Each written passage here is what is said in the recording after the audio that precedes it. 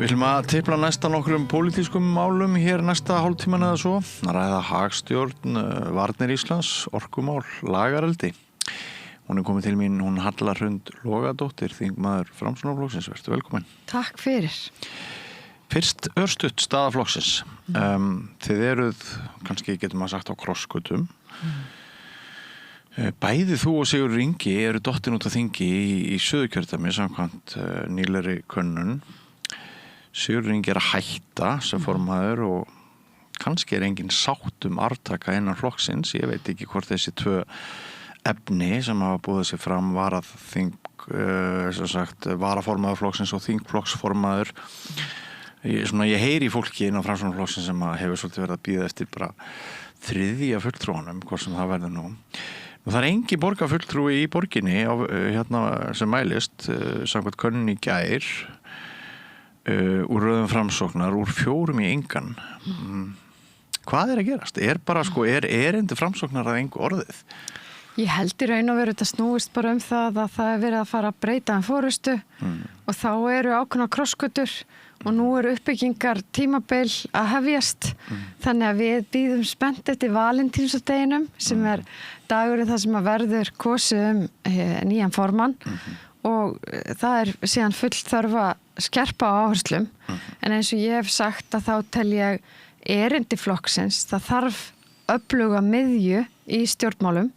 Það þarf einhvern sem að tengir hluti saman og er til að vinna því að leysa mál og ég held að flokkurinn eigi eftir að finna sína rödd og sinn tón í þessu landslægi. En það er verk að vinna, það er engin launung. Heldur að röddin finnist með öðrum af þessum tveimur fulltrúum sem bjóðu sig fram til formanns núna eða heldur að hún sé ófundin, heldur að það komi þriðja framboðið? Ég held að þetta séu þau framboð sem eigi eftir að verða til formanns og ég ber bara fullt trausti þess að niðurstaða flokksmanna leiði okkur á rétta braut hvað það varðar. Akkur býður þig ekki sjálf fram því þú væri kannski dæmi svona ferska vinda og maður skildi ætla þegar kannanir mæla svona vont fylgi að sem sagt hvað maður að segja, Lilja eða hún Ingibjörg, þær séu svona einhverju leyti hluta einhverju fortíð á með að þú ert svona ferskari. Akkur tekur þú ekki slegin?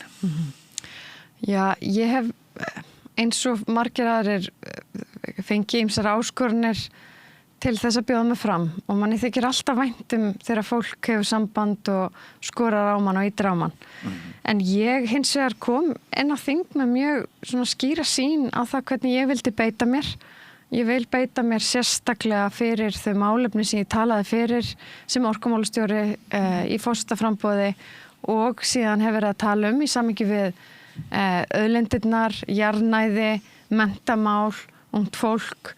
Þannig að ég ætla að láta til mín taka beint í málefnunum, mun að sjálfsögðu styðja við uppbyggingu og öðrum sviðum en mínar áherslur liggja þar og það er þess vegna sem ég vel þetta.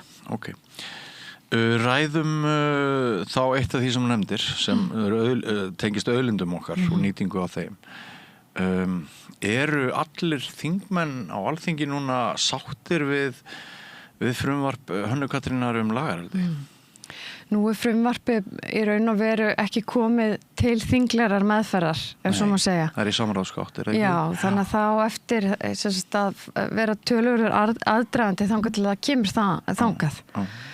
En ég hef aðeins verið að skoða málið og það er ýmislegt sem við þurfum að huga að sem að maður mun beita sig fyrir og það snýr að þáttum eins og til dæmis hvernig við erum að hvetja til betri kerfa og meiri nýsköpunar vegna þess að eins og frumvarpið birtist mér að þá er töluverður mikill hvati í því til að fara í betri og umhverfisvænni lausnir þegar þú ert að tala viðbót við núverandi leyfi en það magn sem er innan núverandi leyfa sem er mjög mikið það er ekki mikill hvati til að fara í lokukerfi eða nota geldisfisk eða bæta tækni eins og frumvarpið stendur í raun og veru í dag.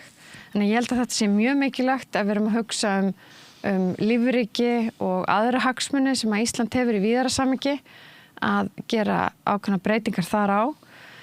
Ég held líka séu mjög stóra spurningar sem að tengjast eignarhaldi. Við erum að tala um þarna svona ákveðið nýtt form. Það er laxa hlutar sem er verið að úthluta sem er eins konar aflaheimildir og það er sama orðalag í þessu frumvarpi og var í lögum fiskveiðistjórnun á sínu tíma. Kvótakerfi? Já. Nýtt kvótakerfi? Þannig að það eru svona ákveðnir þættir sem að þarf að ræða betur í samhengi við úthlutun vegna þess að frumvarpi gerir raun og veru ráð fyrir að úthlutun leyfa sé af kostnaðarlausu líkt og hefur verið áður þó svo að það sé svona ákveðin skattheimta sem á að nýtast á móti. Þannig að það eru ýmsir þættir þarna varðandi ráðstöfun takmarkara auðlinda sem að ég mun beita mig fyrir sérstaklega í umræðuna að séu skoðaðar og svo get ég bara nefnt líka eignarhald fiskeldisfyrirtækjanna. Við erum að tala um það að það gildi ekki sömu reglur fiskeldi og bara almennt í sjávarútvegi. Það sem er þessi krafa á að meiri hluti sé í íslenskri eigu og ég held við sjáum það bara ef við erum að horfa á Úkraínu eða Grænland, stýring auðlinda. Það er gríðarlega mikilvægt fyrir allar þjóðir. Þannig að þú myndir vilja það sama í við fiskeldi? Ég myndi vilja það sama ætti við fiskeldi, já. Þannig að þetta eru svona dæmi áherslur sem að þarf að skerpa á og ég mun koma til með að beita mig fyrir í umræðu þetta málefni. Já. Hvað eru þið svona helst að rífast á Alþingi þessu? Það eru svo mörg mál núna, mörg þung mál. Þú varst að tala um þetta sem hefur heldur betur legið þungt á fólki líka og þeim byggðarlögum sem að eiga mikið undir í þessari grein. Orkumálin eru líka búin að vera áberandi. Þar heyrir maður svolítið frá landvernd og fleiri aðilum að sko náttúruverndin hafi bara orðið undir og það verði virkjað og svo framvegis. Þú sem svona umhverfis baráttumanneskja, hvernig líst þér á svona það hvernig ríkisstjórnin hefur sumir segja að losa stíflu en aðrir segja nú ætla að fara áfari? Ég held að ríkisstjórnin sé á ákveðin hátt að byrja á röngum enda og það er dæmi nefndarálit sem að við lögðum fram sem snýra rammaáætlun. Það sem við erum að leggja áherslu á það að það þarf að byrja á því að tryggja orkuöryggi almennings, búa til hvata í ný raforkulög, við erum með þennan nýja orkumarkað. Það sem er ekkert öruggt og framleiði meira að það rati sko, til byggðarlaga á ólíkum stöðum á landinu. Það er nefnilega málið. Þannig að það þarf að skerpa þessa þætti í raun og veru áður en við förum í frekar nýtingu ef að markmiðið er raunverulega að ná fram orkuöryggi heimila, ná fram byggðasjónarmiðum og svo eru líka stóru þættir eftir eins og vindorka. Það er eðlilegt að við sjáum á spilin hvað ætlar ríkisstjórnin að gera varðandi þessi rúmlega 40 vindorkuverkefni sem að hafa sprottið upp í kerfinu. Því að við þurfum að skilja á staðsetningu að vera á hálendi að einhverju leyti. Þá þarf að ljúka þeirri vinnu áður en að það er farið að staði að flokka í raun og veru allt landið í nafni þess að það þurfa að ná einhverjum sjónarmiðum sem er alls ekki víst að náist eins og regluverkið er í dag. Þú nefndir vindorkuna, ég las einhverja frétt daginn þar sem sagði að einhverjir einkaaðilar eru að bjóða einhverju sveitarfélagi pening og þá er kannski hægt að byggja sundlaug en vindmyllurnar myndu stefna fuglalífi í hættu, það getur farið fleiri en einn örn og svona þetta er svolítið súrrealíst sko. Já, við þurfum að hafa miklu meiri langtímasýn þegar kemur af slíkri umgjörð, einhvers konar einskiptis fjármagn til sveitarfélaga fyrir ákveðnum innviðum er ekki fullnægjandi.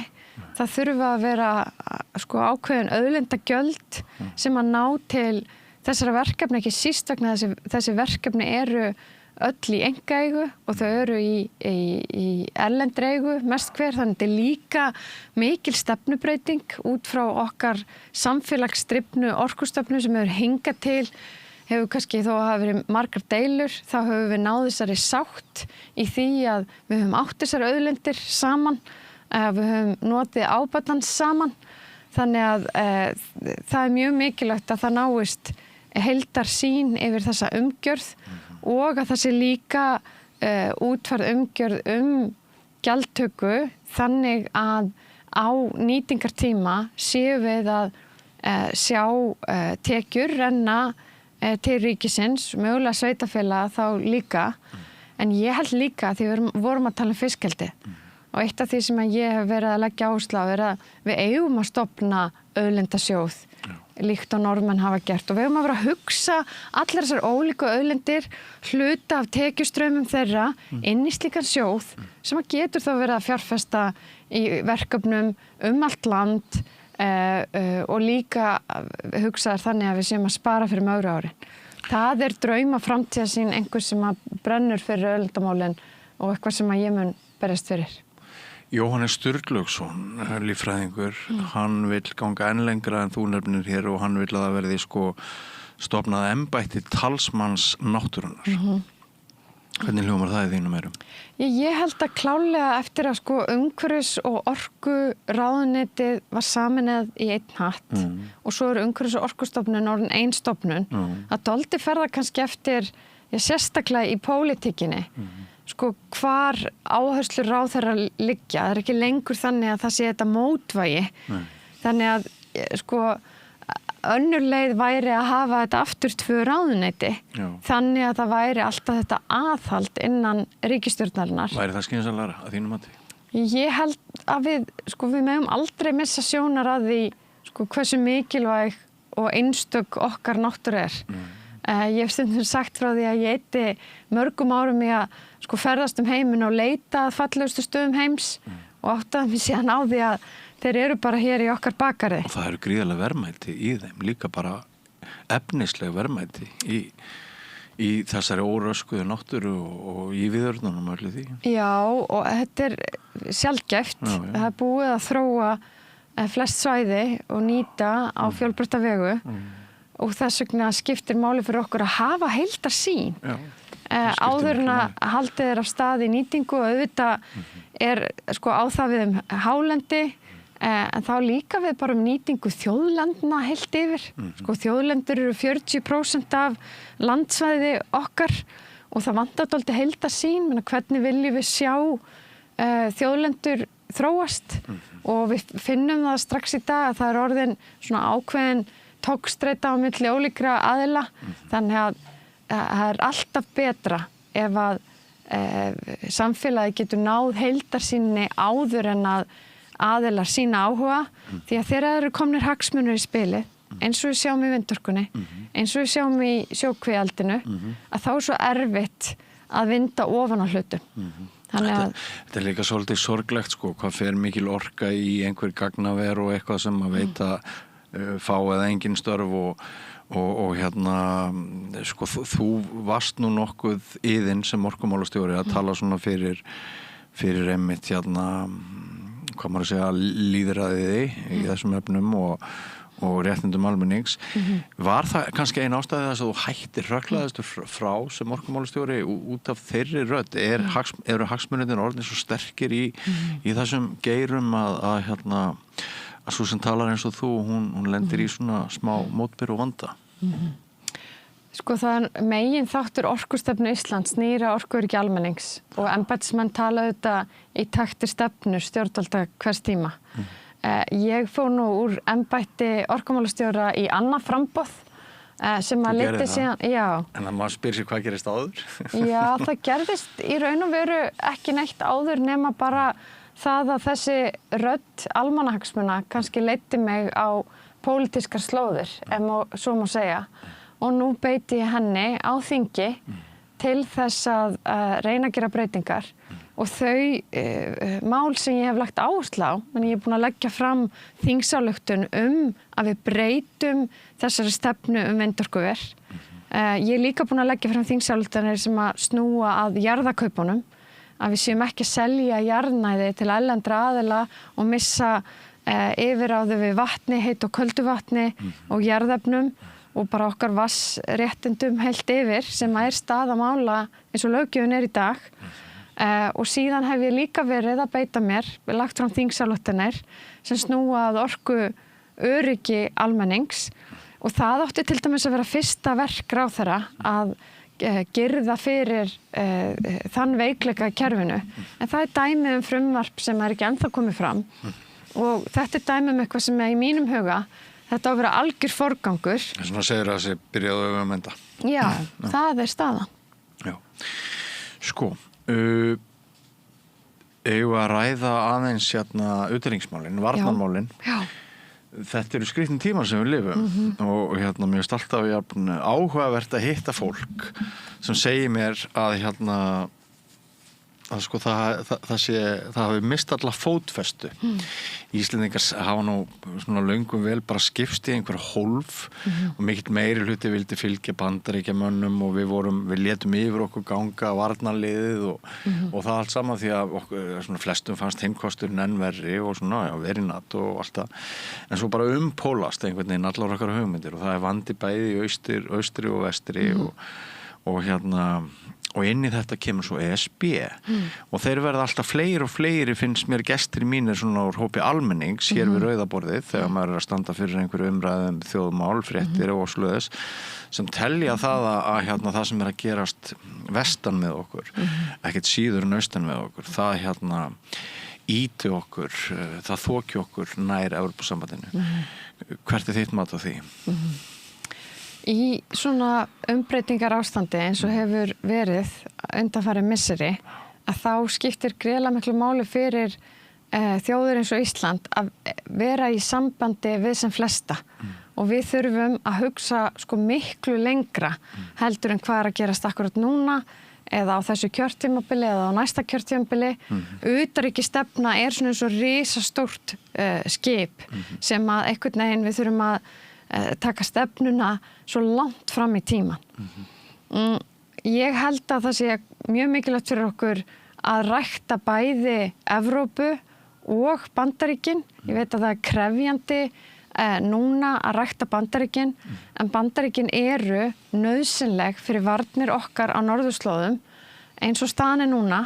Ísland mun ekki verja sig í samvinnu við sko Norðmenn eða Finna eða NATO-ríki án þess að hafa stuðning frá Bandaríkjunum og ég hugsa stundum sko, ég hef nú búið í Bandaríkjunum á ólíkum tímum meðal annars þegar Obama og Trump og Biden hafa verið forsetar og maður auðvitað bindur vonir við það að það verði líka einhver skipti eða umbreyting saga Bandaríkjanna er saga ólíkra forseta. Þannig ég held við þurfum dálítið að anda í kviðinn varðandi hver staðan er akkurat núna og sjá líka að svo taktík sem forseti Bandaríkjanna beitir er dálítið til að skapa sér ákveðna samningsstöðu. Þannig að vonandi verður ekki jafn mikil ókyrrð og við höfum óttast á ákveðnum tímapunktum.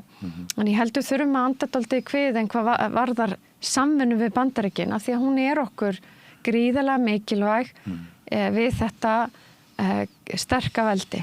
En þá komum við að Evrópu. Sko fólk talar oft að Evrópusambandið sé ómögulegt.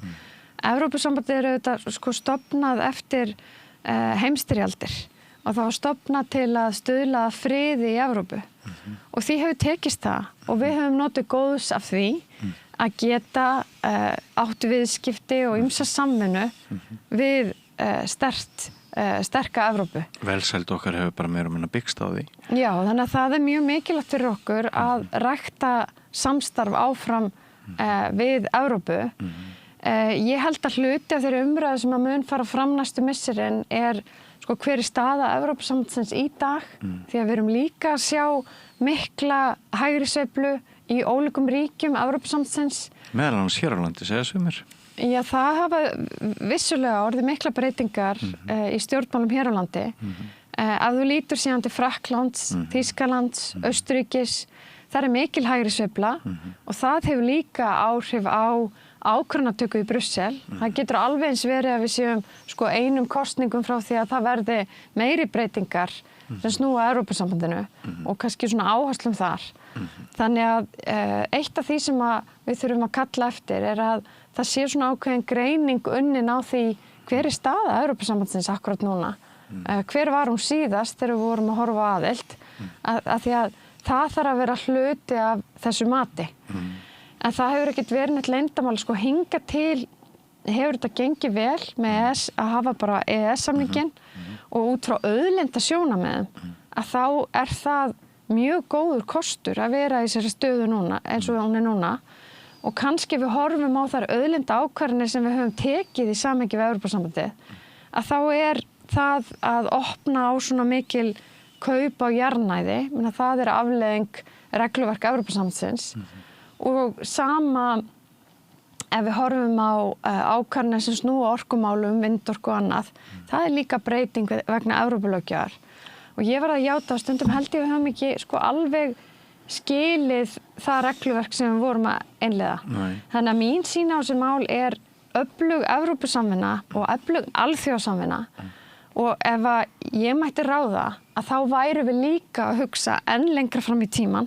Við værum að hugsa samskipti við Indland og Kína meðal annars. Kína á eftir að verða risastórt herveldi, Kína og Indland eru þessi ríki sem að vaxa hvað hraðast varðandi efnahag og með nýjum siglingaleiðum yfir Norðurpólinn að þá verður Ísland í allt annarri stöðu sem að við þurfum að byrja að meta og undirbyggja núna. Ef þú hefur orðið forseti Íslands, værirðu að treysta diplomatísk samskipti við Indland og Kína sem forseti Íslands?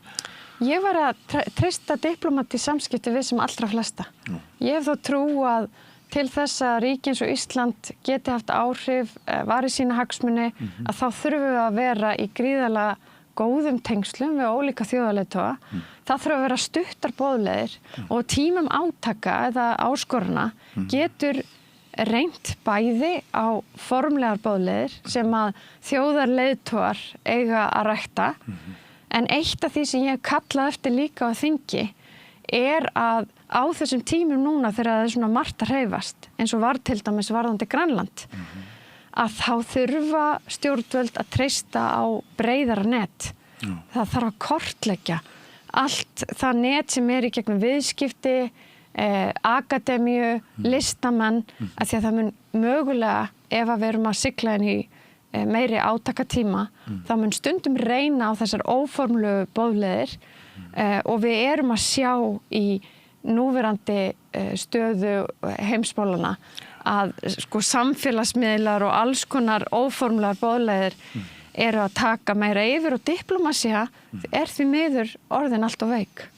Og svo það hagstjórnin, að sko við erum nú kannski ekki beint að sigla inn í kreppu en kulnun verður meiri í samfélaginu frá deildags og manni skilst nú seðlabankastjóra á þeim þar að bæ í morgun þegar ákveðu þó að hækka ekki vexti að það væri svona vegna þess að allt að kólna, atvinnuleysi vandi, verðbólgan náttúrulega mjög mikil vandi, við vitum ekki alveg hvert hún að þróast en sumpart kennt ákvörðunum ríkisstjórnarinnar. Eru þetta rök fyrir inngöngu í ESB því við náttúrulega búum við vaxtastig sem ætti ekki vera boðlegt, ekki á neinum stað á byggðu bóli og kostnaður þeirra sem skulda, hann náttúrulega alveg svakalegur. Og við vitum það svo sem að það eru allt önnur vaxtakjör og það stöðugur efnahagsumhverfi í flestum þessar ESB-ríkja sem eru svona þróuð eins og við erum. Það hliðaröksamt? Það í mínum huga hluti af þeirri orðræðu og hluti af því hagsmunamati sem að þarf stöðugt að vera í gangi varðandi íslenska utanríkisstefnu. Hagstjórn lykil þáttur fyrir heimili í landinu. En að því þú varst að tala ákvörðun Seðlabankans í dag, að þá kemur einmitt fram að hluti af ástæðinu fyrir því að það verðbólguþrýstingur, vegna tímasetningar á því að við erum að breyta kerfi sem tengist opinberum gjöldum. Og það segir okkur líka að sko, það okkar hagstjórn, það margt líka í okkar höndum til að passa upp á stöðuleika. Þú segir að Kristrún hafi gert mistök með tímasetningun á þessu? Í raun og veru má segja að það hefði þurft að útfæra þessa breytingu betur. Með öðrum hætti og öðrum tíma ef til? Já, sérstaklega tímasetningin. Þetta nú bara eins og með sko bæði eru slíkar breytingar, við þekkjum það líka bara við horfum á orkusöguna með stórar framkvæmdir, tímasetning á á ýmsum þáttum sem að ríkisstjórn hvers tíma getur haft áhrif á, getur skipt verulega miklu máli fyrir verðbólguhorfur. En auðvitað hefur maður áhyggjur af stöðunni eins og hún birtist núna, menna það lágur hagvöxtur, við erum að sjá verðbólguna ekki einhvern veginn, við náum henni ekki niður. Áföll í atvinnulífi? Já, það eru áföll í atvinnulífi og ég held kannski að þetta kalli dálítið á að við sko hugsum á svona krossgötum líka, hvernig viljum við vera að byggja upp hagkerfið okkar áfram. Og þá komum við að stórum spurningum líkt og við vitum að hagvöxtur hefur verið drifinn áfram af því að við höfum verið í mikilli sókn í byggingariðnaði, ferðaþjónusta. 70.000 innflytjendur. Já, flytja mikið af fólki. Hvernig viljum við sjá næsta áratug? Og ég held að þetta sé gríðarlega stór spurning fyrir Íslands samfélag af því að við verðum að passa okkur á að vera að vanda okkur í vexti, vera að passa upp á samheldnin okkar, vera að passa upp á tungumálið okkar, vera að passa upp á það að við séum ekki í öfga sveiflum og það samtal sem að fer að hluta fram á Alþingi á komandi misserum í gegnum boðaða atvinnustefnu ríkisstjórnarinnar sem að ég tel að sé mikilvægt að taka þátt í og ræða til hlítar því að atvinnustefna hlýtur að hafa megin áhrif eða hefur megin áhrif á það hvernig samfélag og hvort að það innflutningsdrifið, þar að segja að við erum að horfa á aðkomu fólks hingað eða hvort við erum kannski meira að horfa á það að reyna að byggja upp meiri verðmæti á Íslandi og meiri verðmætasköpun. Hallarhund, ég veit þú þarft að rjúka á fund þannig að við getum ekki haft þetta lengra en rétt í blálökin. Sástu Kveik í gærkvöld? Sá Kveik í gærkvöld og ég verð að segja að ég held að það sé bara fátt efni sem að hafi fengið jafn mikið á mann eins og áhorfa þannig þátt. Ég vil bara hrósa Kveik fyrir að hafa tekið þessa umræðu og auðvitað þessum mönnum fyrir þetta einstaka hugrekki sem þeir sýna. Ég hef verið að skoða málið í morgun og óskaði eftir sérstakri umræðu formlega við forsætisráðherra fyrr í dag. Óska þar eftir að forsætisráðherra eigi umræðu við þingheim viðbrögð við þessu máli og hvort að það sé ekki tilefni til þess að endurskoða eða rýna hver staða kerfisins í dag og hver hún hefur verið undanfarna áratugi því að mál sem þessi alger þjóðarskömm fyrir okkar samfélag. Heldur betur. Ég fengu við það að bæta. Kæra þakki fyrir komuna, Halla Sveinlaugadóttir. Takk fyrir mig. Og við göngum götuna áfram, kæru hlustendur og áhorfendur. Ekki fara langt, nýr kafli hér handa við hornið. Þú ert að hlusta á Samstöðina. Róttækt sjónarhorn á atburði dagsins. Með því að ganga í leigjendasamtökin styður þú baráttu leigjenda. Leigjendasamtökin eru fyrir öll þau sem vilja vinna að réttlæti og öryggi á húsnæðismarkaði. Leigjendasamtökin.is